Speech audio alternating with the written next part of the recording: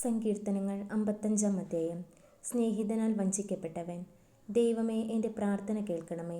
എൻ്റെ യാചനകൾ നിരസിക്കരുതേ. എൻ്റെ പ്രാർത്ഥന കേട്ട് എനിക്ക് ഉത്തരമരുളണമേ. കഷ്ടതകൾ എന്നെ അടുപ്പെടുത്തിയിരിക്കുന്നു. ശത്രുവിൻ്റെ അട്ടഹാസത്താലും ദുഷ്ടൻ്റെ പീഡനത്താലും ഞാൻ പരിഭ്രാന്തനായിരിക്കുന്നു. അവർ എന്നോട് ദ്രോഹം ചെയ്യുന്നു. കോപത്തോടെ എനിക്കെതിരെ ശത്രുത പുലർത്തുന്നു. എൻ്റെ ഹൃദയം വേദന കൊണ്ട് പിടയുന്നു. മരണഭീതി എൻ്റെ മേൽ നിബദിച്ചിരിക്കുന്നു. ഭയവും വിറയലും എന്നെ പിടികൂടിയിരിക്കുന്നു. പരിഭ്രാന്തി എന്നെ സ്രവിച്ചിരിക്കുന്നു. ഞാൻ പറഞ്ഞു, പ്രാവിനെപ്പോലെ ചിറകുണ്ടായിരുന്നുവെങ്കിൽ ഞാൻ പറന്നുപോയി വിശ്രമിക്കുമായിരുന്നു. ഞാൻ വിദൂരങ്ങളിൽ ചുറ്റിത്തിരിയുമായിരുന്നു. വിജനതയിൽ ഞാൻ വസിക്കുമായിരുന്നു. കൊടുങ്കാറ്റിൽ നിന്നും ചുഴലിക്കാറ്റിൽ നിന്നും ബന്ധപ്പെട്ട് അകന്ന് സങ്കേതം തേടുമായിരുന്നു. കർത്താവേ, അവരുടെ ഉദ്യമങ്ങളെ പരാജയപ്പെടുത്തണമേ. അവരുടെ ഭാഷകളെ ഭിന്നിപ്പിക്കണമേ. നഗരത്തിൽ ഞാൻ അക്രമവും കലഹവും കാണുന്നു. രാവും പകലും അവർ അതിൻ്റെ മതിലുകളിൽ ചുറ്റി നടക്കുന്നു. അതിൻ്റെ ഉള്ളിൽ ഉപജാപങ്ങളും കുഴപ്പങ്ങളുമാണ്. അതിൻ്റെ മധ്യേ വിനാശം കുടികൊള്ളുന്നു.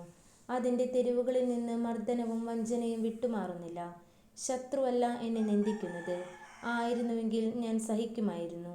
എതിരാളിയല്ല എന്നോട് ധിക്കാരപൂർവ്വം പെരുമാറുന്നത്. ആയിരുന്നുവെങ്കിൽ ഞാൻ അവനിൽ നിന്ന് മറഞ്ഞിരിക്കുമായിരുന്നു. എന്നാൽ എൻ്റെ സഹചരനും ചങ്ങാതിയും ഉറ്റ സ്നേഹിതനുമായിരുന്ന നീ തന്നെയാണ് അത് ചെയ്തത്. നമ്മൾ ഉള്ളു തുറന്ന് സംസാരിക്കുമായിരുന്നു. നമ്മൾ ഒന്നിച്ച് ദേവാലയത്തിൽ കൂട്ടായ്മ ആചരിക്കുമായിരുന്നു. അവരെ മരണം പിടികൂടട്ടെ. ജീവനോടെ അവർ പാതാളത്തിൽ പതിക്കട്ടെ. അവരുടെ ഭവനത്തിൽ, അവരുടെ ഹൃദയത്തിൽ തിന്മ കുടികൊള്ളുന്നു. ഞാൻ ദൈവത്തെ വിളിച്ചപേക്ഷിക്കുന്നു. കർത്താവ് എന്നെ രക്ഷിക്കും. സന്ധ്യയിലും പ്രഭാതത്തിലും മധ്യാഹ്നത്തിലും ഞാൻ ആവലാതിപ്പെട്ട് കരയും. അവിടുന്ന് എൻ്റെ സ്വരം കേൾക്കും. ഈ യുദ്ധത്തിൽ അനേകർ എനിക്കെതിരെ അണിനിരന്നിരിക്കുന്നു. അവിടുന്ന് എന്നെ കാത്തു പരിപാലിക്കും. അനാദി കാലം മുതലേ സിംഹാസനസ്ഥനായ ദൈവം എൻ്റെ പ്രാർത്ഥന കേട്ട് അവരെ ലജ്ജിതരാക്കും. എന്തെന്നാൽ അവർ കൽപ്പന പാലിക്കുന്നില്ല, ദൈവത്തെ ഭയപ്പെടുന്നുമില്ല. എൻ്റെ കൂട്ടുകാരൻ തൻ്റെ സുഹൃത്തുക്കൾക്കെതിരായി കൈനീട്ടി. അവർ തൻ്റെ ഉടമ്പടി ലംഘിച്ചു. അവൻ്റെ സംസാരം വെണ്ണയേക്കാൾ മൃദുലമായിരുന്നു, പക്ഷേ അവൻ്റെ ഹൃദയത്തിലോ പടയൊരുക്കം.